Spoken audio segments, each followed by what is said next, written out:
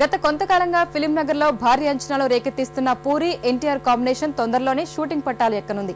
బండ్ల గణేష్ నిర్మిస్తున్న ఈ సినిమా కోసం ఈ దర్శకుడు రాము అనే టైటిల్ ను పరిశీలిస్తున్నాడట. గతంలో ఎన్టీఆర్ బాలకృష్ణకు మంచి విజయాలు ఇచ్చిన ఈ పేరు తారక్ కు కలిసొస్తుందని అభిమానులు ఆశిస్తున్నారు. గతంలో ఆంధ్ర వాళ్ళను దృష్టిలో పెట్టుకుని ఇద్దరు మంచి కసితో ఈ ప్రాజెక్టు చేయబోతున్నారు.